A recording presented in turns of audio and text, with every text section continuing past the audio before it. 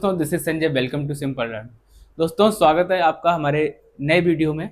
आज हम बात करेंगे, पिछले वीडियो में हमने आपको ट्रिग्नोमेट्री से संबंधित थ्योरम आपको कराई थी, बेसिक प्रॉपर्टी थ्योरम हमने आपको कराई थी, जो कि बहुत टाइम पहले वीडियो आया था। ठीक है, थोड़ा टाइम हो गया है, उसके लिए क्षमा चाहूँगा। नया वीडियो जो आ रहा है उसी के आगे हम बात करेंगे बेसिक प्रॉपर्टी थ्योरम, जिसे बोलते हैं हम थेल्स थ्योरम। ठीक है, तो उसी पे ही है क्वेश्चन, जो एनसीईआरटी आपकी बुक है उसमें 6.2 एक्सरसाइज के हम क्वेश्चन को लेकर चलेंगे। आइए हम बात करते हैं क्वेश्चंस की। तो हमें क्वेश्चंस में दिया गया है डीई, ये हमारा एक ट्रायंगल है जिसमें यहाँ पे डी है और ये ई है। एडी हमें दी गई है और बीडी दी गई है। एई दी गई है, हमसे सीई पूछी गई है। ठीक है, हमसे ईसी पूछी गई है, सीई पूछी गई है। और उसमें हमें गिवन क्या है, गिवन है हमें दिया है डीई जो है वो पैरेलल है किसके, बीसी के। डीई पैरेलल है बीसी के। तो हमने आपको थेल्स थ्योरम या बेसिक प्रॉपर्टी थ्योरम क्या पढ़ाई थी, अगर ये दोनों लाइनें पैरेलल हैं तो ये जो लाइन है वो जो रिमेनिंग दो साइड्स हैं, मतलब जिनको ये काटेगी, जिनको ये इंटरसेक्ट करती है, इंटरसेक्ट करती है, उनको सेम रेशियो में डिवाइड करेगी। जैसे AD अपॉन BD और AE upon EC। Basic property theorem क्या पढ़ी थी आपने, किसी ट्रायंगल में अगर हम एक ऐसी लाइन खींचे जो थर्ड लाइन के पैरेलल हो तो वो लाइन रिमेनिंग टू साइड्स को सेम रेशियो में डिवाइड करती है। यही तो हमने पढ़ाया था आपको थेल्स थ्योरम, है ना। क्या पढ़ाया था, अगर कोई ऐसी लाइन खींचे जो ट्रायंगल की किसी एक साइड्स के पैरेलल है तो वो रिमेनिंग टू साइड्स को सेम रेशियो में डिवाइड करती है। यही थेल्स थ्योरम पढ़ाई थी, अब उसी को ही हम अप्लाई करेंगे। हमें गिवन है डीई पैरेलल बीसी, हमें फाइंड क्या करना है, फाइंड करना है हमें ईसी हमें फाइंड करना है। तो अब हम क्वेश्चंस को सॉल्व करते हैं। डीई पैरेलल है BC, then by Thales theorem.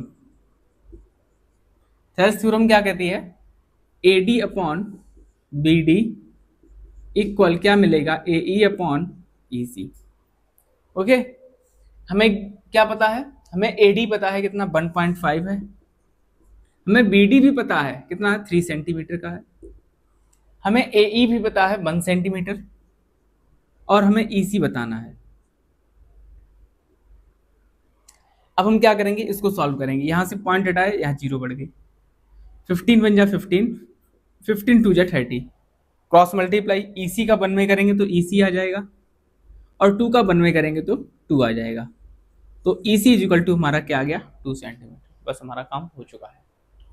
तो आसान था, थेल्स थ्योरम अगर आपको आ रही है तो क्वेश्चन को आराम से हम हल कर लेंगे। अब इसी बेस पे दूसरा क्वेश्चन है। दूसरा क्वेश्चन हमें पता है AE और EC पता है, BD पता है, हमें पता करना है AD। थेल्स थ्योरम का इसमें भी यूज करना है। इसमें भी हमें क्या पता है, हमें गिवन है DE पैरेलल है जो कि BC के है। ये DE लाइन जो है वो BC के पैरेलल है। हमें इसमें फाइंड क्या करना है, इसमें हमें फाइंड करना है AD। तो दोस्तों आप लोग कर सकते हैं इस क्वेश्चन को, नॉर्मल है, वही करना है by Thales theorem, AD upon BD, AE upon EC। बस हम सॉल्व करेंगे और AD का मान हमें पता चल जाएगा। तो इस तरीके से हमने इसके 2 क्वेश्चन किए। आगे की हम बात करेंगे थर्ड क्वेश्चन। थर्ड क्वेश्चन हमें क्या पता है, थर्ड क्वेश्चन हमारा है, third question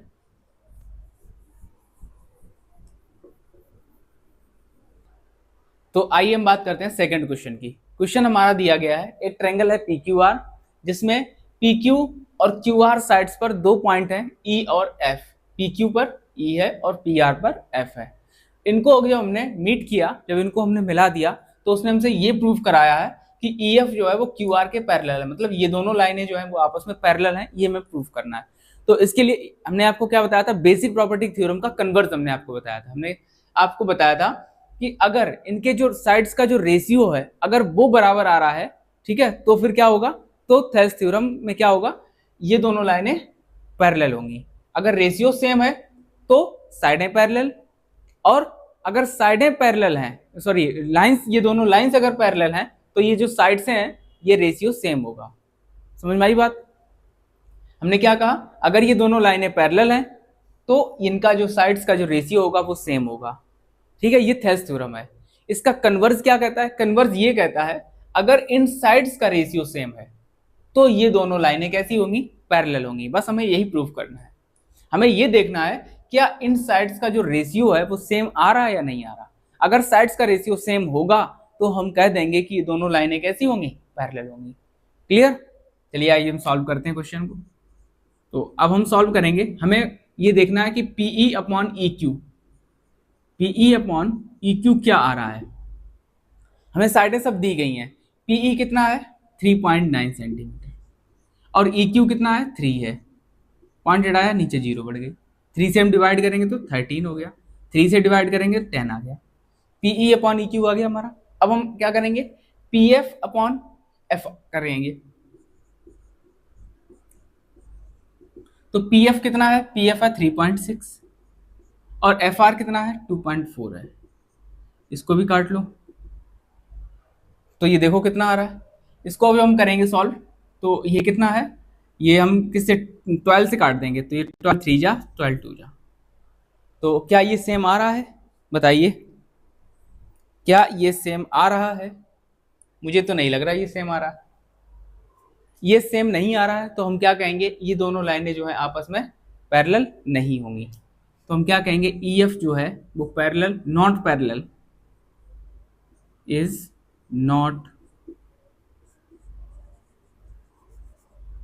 parallel to P Q.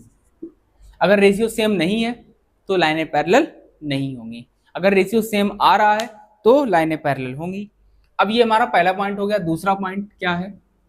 2 point हम आपको कराएंगे, तीसरा पॉइंट हम आपके लिए छोड़ देंगे। इसमें 3 पॉइंट क्वेश्चन में दिए गए हैं कि पीई इक्वल टू दिया गया है, पीई 4 सेंटीमीटर है, क्यूई इक्वल टू दिया गया है 4.5 सेंटीमीटर,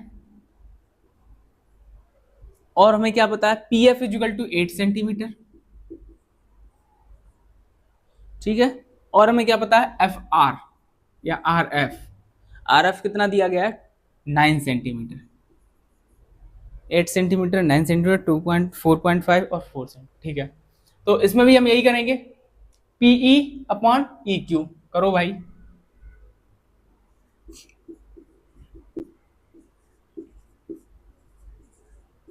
पीई कितना है हमारा? 4 है और ये कितना है? 4.5 है। पॉइंट हटाया, 0 बढ़ गई। 5 8 जा 5 9 जा 8/9 आया। फिर हम क्या करेंगे? P F upon F are करेंगे। ये कितना है? 8/9। ये तो है ही, ये दोनों सेम आ गए रेशियो। अगर ये रेशियो सेम आ गए तो हम क्या कहेंगे? PE upon E Q equal to P F upon F R. Then by converse of basic property theorem, converse of basic property theorem. तो इसमें क्या होगा? हम बोल देंगे कि ई एफ पैरेलल होगी। तो ये 2 क्वेश्चन हो गए। थर्ड क्वेश्चन जो इसका है वो आप करेंगे और हमें उसका आंसर कमेंट में बॉक्स में पिन करेंगे। तो उम्मीद है आपको वीडियो अच्छा लगा होगा, समझ में भी आया होगा सब कुछ, क्योंकि बेसिक प्रॉपर्टी थ्योरम जो है उसी को अगर आपको अच्छे से पता है, बेसिक प्रॉपर्टी थ्योरम और उसका कन्वर्स, अगर ये दोनों आपको अच्छे से पता है तो वीडियो बहुत ही आसान होने वाला है आपके लिए। और अगर आपने बेसिक प्रॉपर्टी थ्योरम ही नहीं पढ़ी है तो आपसे ये उम्मीद करेंगे कि वो वीडियो देख के ही इस वीडियो पे आएंगे, तो आपको ज़्यादा अच्छा लगेगा वीडियो देखने में, ज़्यादा अच्छे से समझ में भी आएगा। ठीक है, तो इसी के साथ आज का वीडियो समाप्त करेंगे। धन्यवाद, शुभ रात्रि।